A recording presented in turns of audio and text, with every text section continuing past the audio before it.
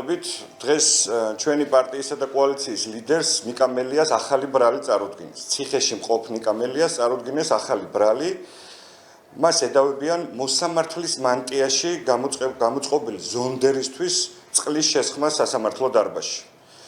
ბევრი საათის განმავლობაში ნიკა მელია ამ ადამიანს უხსნიდა მისი კრიმინალური გატაცების დეტალებს და რა ვიცი, რბილად რო ვთქვათ, ზონდერ შვანგირაძეს არანაირი რეაქცია არ ჰქონდა და ამიტომაც ბუნებრივია იყო ის რეაქცია, რაც ჰქონდა ნიკა მელიას. მინდა ყველა შევახსენო, რომ ამ დრომდე არც ნიკა მელიას, არც მის უფლებადამცველებს ამ კრიმინალური გატაცების შესახებ ფორმალური დოკუმენტაციაც კი არ ჩაბარებიათ და კიდევ ერთხელ ვიმეორებ, ამ დროს ციხეში მყოფს მას მეორედ წარუდგინეს ბრალი.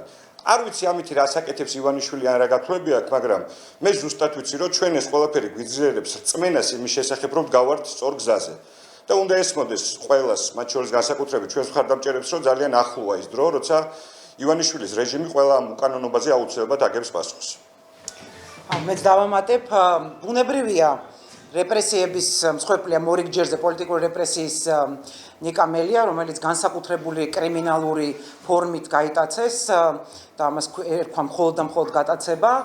ამასთანავე რეპრესიებს აქვს აზრი, როდესაც შენ შეგიძლია ადამიანი გატეხო. როდესაც შენ შეგიძლია ადამიანი შეაშინო ციხეში ჩაჯდომით. ყველას ახსოვდეს, რომ ნიკა მელია, ნიკა გვარამია და ზურა ჯაფარიძეც თავისი პრინციპული გაუტეხელი გადაწყვეტილებით წავიდნენ ციხეში. ამიტომ სისტემას არაფერი არ გამოუვა, არც მისი დაშინება, არც მისი პოლიტიკური პოზიციის და ბრძოლის ცვლილება. ამასთანავე მინდა უთხრა საზოგადოებას და ასევე ჩვენ ბიჭებს, რომლებიც ციხეში იმედია გვისმენენ, რომ 23-ის კვირაში პასეში ჩანიშნული არის დებატები, რომელზეც ცალკე ნიკას და ზურას საკითხი იქნება განხილული. ჩვენ ყველანაირი ინფორმაცია მიწოდებული გვაქვს, ჩვენი დელეგაცია იქნება და მის საკითხს, რა თქმა უნდა, საერთაშორისო ასპარეზზე ძალიან ხმამაღლა ამაზე ვისაუბრეთ. თენგო. მინდა ასევე ყურადღება გავამახვილო სამოქალაქო აქტივისტის ნინო დათაშვილის დაკავებასთან დაკავშირებით. ვერც სამოქალაქო აქტივისტების, ვერც პოლიტიკური ლიდერების დაკავება ვერ გატეხს უწყვეტ პროტესტს და ვერ დაგვაბრუნებს კრიმინალურ რეჟიმთან თანამშრომლობაში.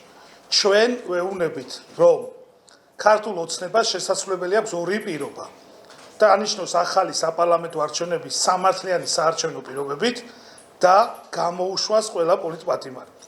არ თანამშრომლობა რეჟიმთან, კრიმინალურ არჩევნებში არ მონაწილეობა და სამოქალაქო აქტივისტების და პოლიტიკური პატიმრების განთავისუფლება არის ის, რაც შეიძლება ჩაითვალოს მნიშვნელოვან ნაბიჯად.